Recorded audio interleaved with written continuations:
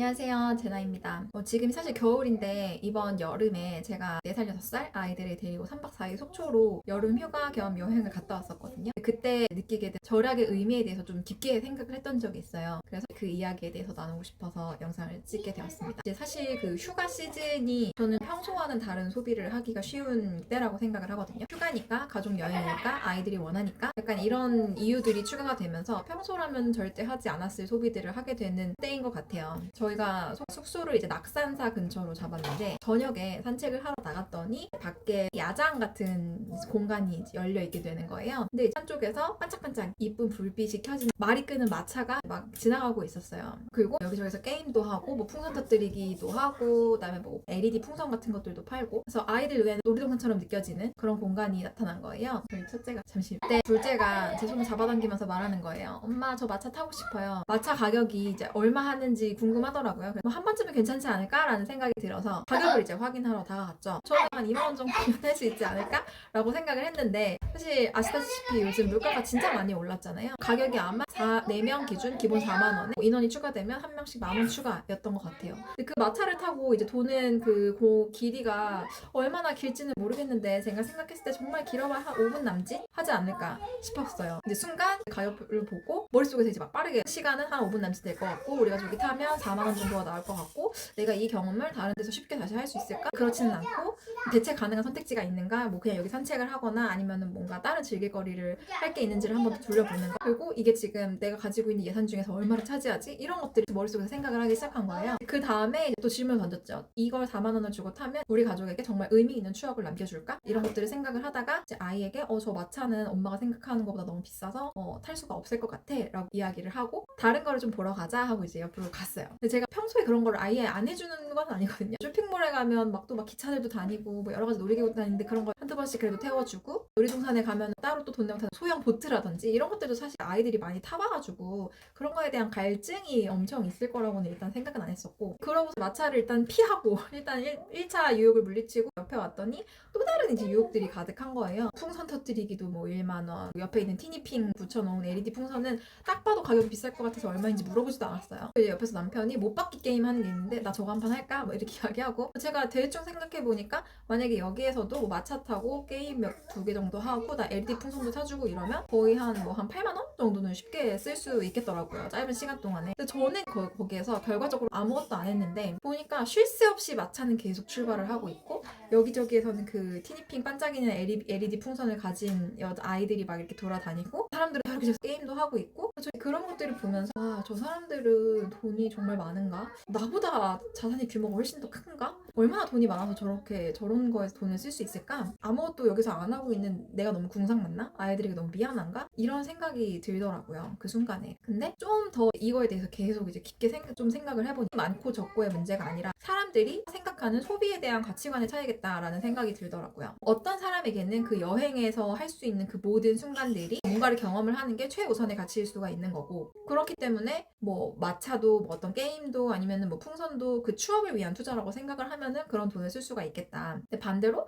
저 같은 사람은 사실 평소에 아예 안 하는 것도 아니고 어떤 예산의 관리와 그 다음에 합리적인 소비가 훨씬 더 중요한 사람이기 때문에 그런 데에서는 돈을 안 쓰게 되는 거죠. 어느 쪽이 뭐 틀리고 맞다 이런 거를 이야기하고 싶진 않았고, 사람마다 그 소비의 기준이 좀 다르다 라는 거를 다시 한번 생각해보는 계기가 됐어요. 어떤 분들은 이제 절약이라고 하면 무조건 돈을 뭐 안 쓰는 거, 뭐 무조건 참고 아끼는 것이라고 생각을 하는데, 저는 사실 절약이 그런 거라고 생각을 하진 않거든요. 제가 생각하는 절약은 모든 소비를 줄이는 게 아니라 내가 나의 확고한 기준을 가지고 있고 그 기준에 맞게 새는 돈을 막으면 저는 그게 절약이라고 생각을 해요. 뭐 산 양이나 어떤 이런 소비할 것들이 뭐 나쁘다는 게 아니라, 다만 너무 즉흥적인 것들이 많고 제 기준에 맞지 않았기 때문에 저는 그걸 하지 않았고, 이런 거는 저의 기준에서는 절약이라고 이제 생각을 한 거죠. 이런 소비를 사전에 계획하지가 않았고, 뭐 여행이니까 휴가 왔으니까 하는 마음으로 일어나는 즉흥적인 소비이고, 그리고 이런 것들이 이제 번복이 되다 보면 그런 소비들이 이제 누적이 되면 이제 눈덩이처럼 불어나게 되잖아요. 아이가 티니핑을 또 좋아해서 둘째 아이가 티니핑 풍선도 당연히 사달라고 하더라고요. 근데 저는 아이들에게 그냥 이야기를 해요. 저거는 엄마가 생각하기는 너무 비싸서 엄마는 너에게 사주지 않을 거야. 사주지 못해. 근데 너는 지금 저게 되게 재밌어 보이지? 근데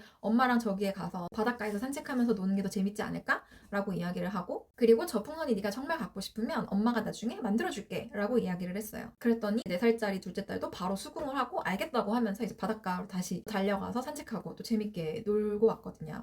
많은 분들이 재테크라고 하면 뭐 부동산 투자를 하고 주식 투자를 당장 하고 이제 이런 것들을 떠올리실 것 같은데, 제가 생각하는 재테크는 일상의 어떤 선택에서부터 시작을 하게 되는 것 같아요. 뭐 여행지에서, 마트에서, 아니면 어떤 카페에서 우리가 매일을 살아가는 그 일상 속에서 내가 선택하는 그런 작은 소비들이 모여서 결국 그게 1년 뒤에 내 통장의 잔고를 결정을 하게 되잖아요. 사실 이제 제가 이렇게 아끼고 돈을 잘 안 쓰는 걸 아니까 저희 어머니가 이제 그런 이야기를 하세요. 너 나중에 지금 네 통장에 그 돈 없어져도 네 인생 사는데 아무 문제 없다고 말씀을 하시는데, 그쵸, 뭐 딱 그 순간에 어떤 돈 얼마, 뭐 100만 원이든 500만 원이든 뭐 그 돈 자체가 제 앞으로의 인생을 살아가는데 엄청 큰 영향을 미치지 않을 수는 있겠지만, 저는 그런 소비가 반복이 될 수 있다라는 생각을 하니까 저만의 기준을 딱 가져야겠다라는 생각을 하는 거죠. 이 소비 기준은 사람마다 다 다른 것 같아요. 그러니까 뭐 옳다 그르다 이런 거를 논하고 싶진 않아요. 가장 중요한 건 나의 그 기준이 있느냐, 그리고 이게 남의 소비에 의해서 흔들리느냐 안 흔들리느냐, 이게 되게 중요한 것 같고, 뭐 SNS를 통해서 뭐 누구는 명품백을 사고 누구는 어떤 여행을 가고 뭐 그런 것들이 나의 기준에 바꿔서는 안 된다고 생각을 한다는 거예요. 결과적으로는 작년 여름휴가 때 저희 가족이 3박 4일 동안 속초 여행을 갔다 오면서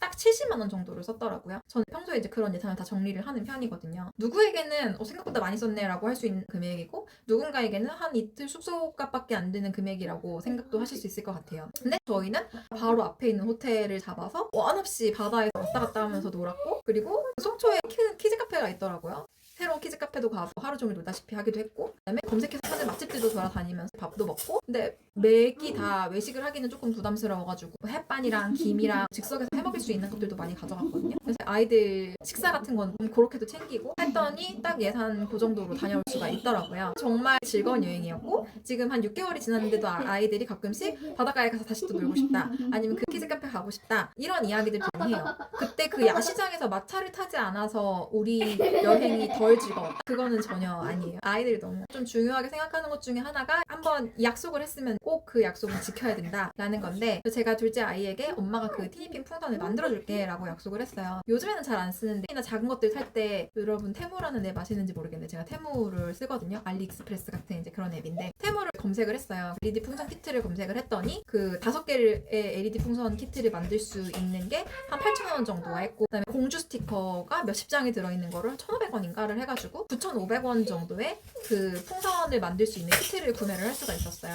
얼마 후에 택배가 도착을 해서 첫째랑 둘째한테 LED 풍선씩 하나씩 만들어주고, 너네가 뭐 그림 그리고 싶은 거 그 위에다가도 그리고, 스티커 붙이고 싶은 것들 맘대로 붙이고, 그렇게 만들어줬는데도 3개가 남았잖아요. 그 3개는 둘째 친한 친구들 생일 때마다 하나씩 만들어가지고 생일 선물로 보내줬어요. 그랬더니 엄청 좋아하더라고요. 제가 그거를 너무 튼튼하게 만들었는지, 그 LED 풍선이 일반 풍선이랑은 비닐 재질이 다르거든요. 콩콩 묶어서 만들어서 4개월 정도가 지났는데도 바람이 안 빠지는 거예요. 나중에는 제가 또 나름 미니멀 라이프를 실천하려고 노력하고 있는데, 계속 부피가 큰 풍선이 있으니까 아이들한테 승낙을 받고 그걸 터뜨려가지고 버렸어요. 그때는 뭐 신경도 안 쓰더라고요. 9,500원으로 5개의 풍선을 만들어서 4개월 동안 뭐 본인이 가지고 놀고 싶을 때 놀았고, 친구들한테 선물도 주고, 그런 경험들을 얻었으니까 저는 제가 했던 소비가 제 기준에서는 훨씬 더 합리적인 소비였다고 생각을 해요. 근데 저도 여전히 절약과 이제 소비의 기준을 만들어가는 중입니다. 가끔은 제가 너무 쪼잔한 거 아닌가? 내가 너무 궁상 떠는 거 아닌가? 내가 아이들한테 좀 미안한가?